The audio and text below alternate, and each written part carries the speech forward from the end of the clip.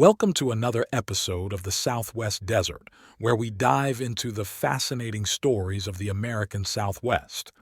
Today, we're exploring the life of Hermann Wolf, an enigmatic figure who established one of the earliest trading posts in the Navajo country of northern Arizona. His story is one of survival, determination, and mystery in a time when the West was still wild. Our tale begins over 100 years ago, during the heyday of the fur trade in the American West. Hermann Wolf, a tall man with prematurely gray hair, arrived in the region west of the Rockies, drawn by the lure of trapping. In 1838, he rode with the legendary Kit Carson's mountain men, just as the beaver trade was beginning to decline due to changing fashions in Europe.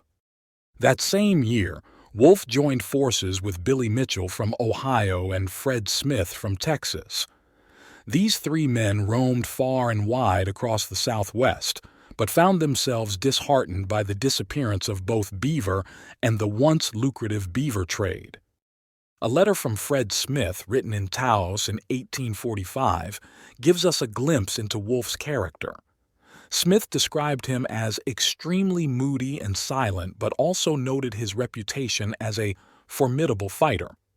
According to Smith, Wolf was known for never backing down from a fight and had gained notoriety for his skill in conflicts with Native Americans. One particular incident in Taos illustrates Wolf's temperament. When a man named Jose Baca attempted to rob him, Wolf, who had been minding his own business and not drinking, responded with swift and decisive action. He struck Baca with a boot, and when others joined in to attack him, shot Baca dead. This event led Wolf and his companions to quickly leave Taos. Thank you for joining your desert frontiersman, Alan.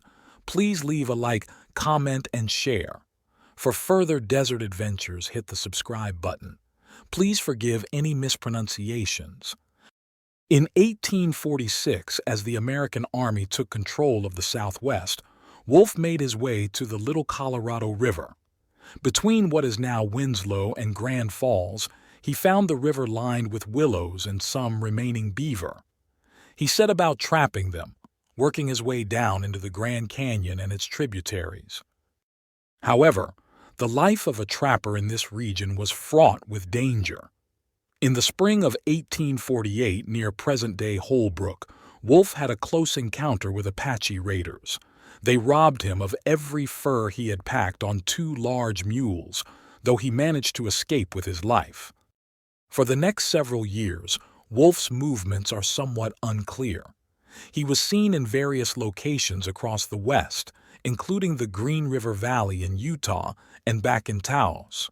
At the outbreak of the Civil War, he left Taos, supposedly heading for St. Louis, Missouri. For the next 5 years, there is no record of his activities, though it's believed he may have served on one side or the other in the conflict. After the war, Wolf reappeared in Taos and Santa Fe. In 1866, he once again ventured into Arizona, following the Rio Puerco to its junction with the Little Colorado, and then west along that stream. Despite the presence of roving bands of Navajo, Paiute, and Apache along the river, he emerged in the spring of 1867 with a successful haul of furs. The spring of 1868 proved to be a turning point in Wolf's life. During a trapping expedition, he was ambushed by Apaches in Tucker Flat, between Winslow and the river. In a display of the fighting prowess that had made him legendary, Wolf turned on his attackers, killing 4 and fighting his way through to the north side of the river with his pack animals intact. This close call seems to have prompted Wolf to establish a more permanent presence in the region. That summer, he returned to the Little Colorado, this time accompanied by 3 Mexicans and nearly a score of mules and horses laden with trade goods. He chose a spot on the south side of the river, about 12 miles below Hopi Ford, near what is now Loop, Arizona. Here, Wolf constructed what would become the first trading post in the region. It was a simple but defensible structure built of cottonwood and willow logs set vertically in a trench. The single room measured approximately 40 by 20 feet, with no windows and only slitted holes for rifle fire. The flat roof was made of poles covered with red clay. The establishment of Wolf's trading post coincided with significant changes in the region. The Navajo were moving west from Bosque Redondo, where most of them had been forcibly relocated in 1864. Meanwhile, Apache raiders were active in the area, with some reportedly lurking in caves in Canyon Diablo, ambushing travelers on the California Santa Fe Trail.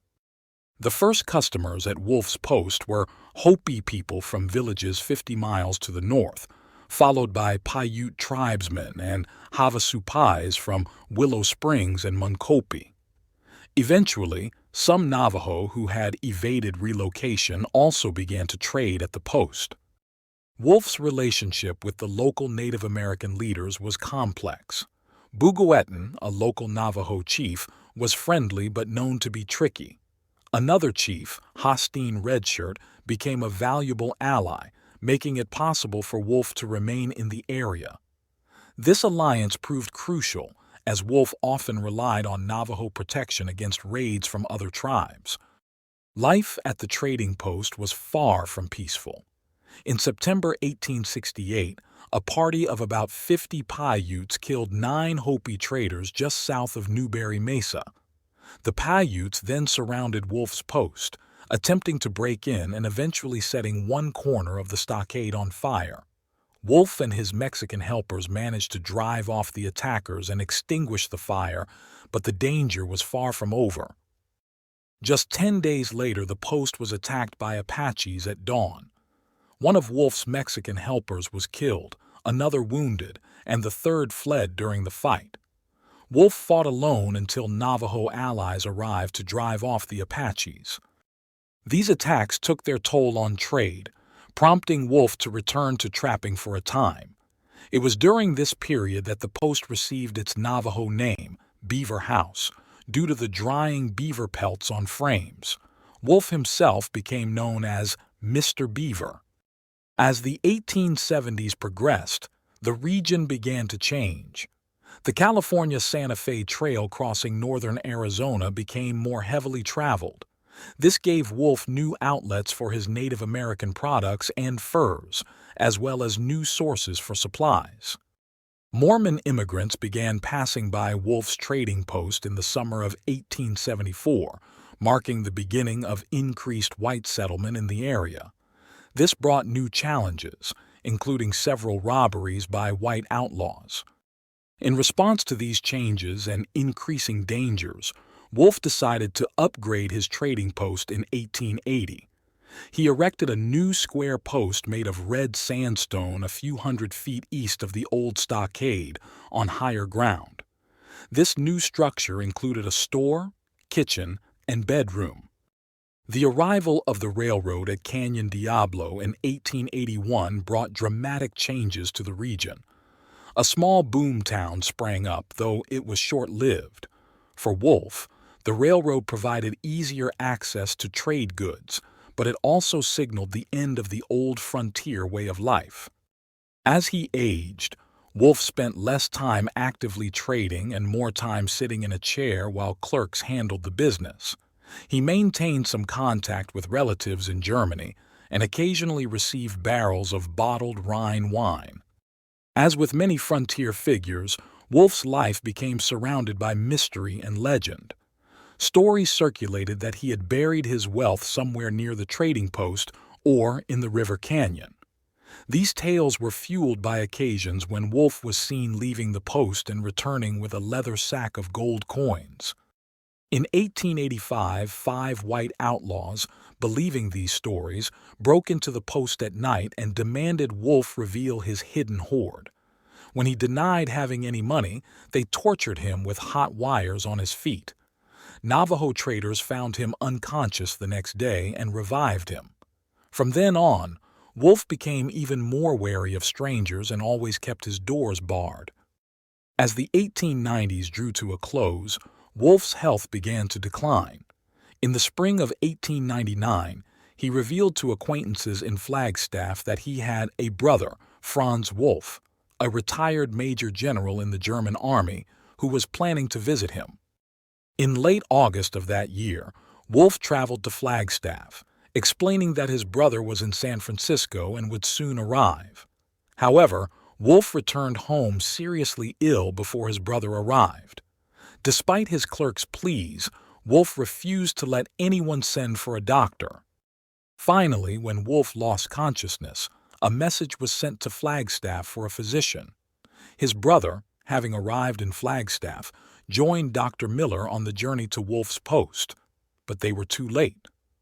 Hermann Wolf passed away on September 3, 1899, just hours before they arrived. Hermann Wolf was buried in the cemetery at Canyon Diablo. His tombstone gives his age at death as 69 years, which would place his birth year around 1830. However, this conflicts with accounts of his early life, including his rides with Kit Carson's mountain men. Many pioneers who knew Wolf in his later years insisted he was at least 90 when he died. The mystery of Wolf's buried treasure persisted after his death. The new operators of the trading post, George McAdams and S.I. Richardson, spent considerable time searching the area, turning over rocks and digging up the ground. They found evidence of old caches where something had been buried, but no treasure. What became of Wolf's savings reported to be considerable? The answer to this question, like much of Hermann Wolf's life, remains a mystery. Hermann Wolf's story is a testament to the rugged individualism and adaptability that characterized many pioneers of the American West. From fur trapper to Indian trader, he navigated the dangerous and rapidly changing landscape of the Southwest for over half a century. His trading post stood as a lone outpost of commerce in a wild land, bridging cultures and serving as a focal point for the region's tumultuous history. Wolf's life spanned a period of immense change, from the days of mountain men and beaver traps to the arrival of the railroad and the closing of the frontier. Through it all, he remained an enigmatic figure, leaving behind as many questions as answers. As we reflect on the story of Hermann Wolf, we're reminded of the complex and often overlooked lives that shaped the American West. His legacy lives on in the stories passed down through generations and in the very landscape he called home for so many years. Thank you for joining us for this episode of Southwest Desert. Until next time, keep exploring the rich history of the American Southwest. Please leave a like, comment, and share. Happy trails!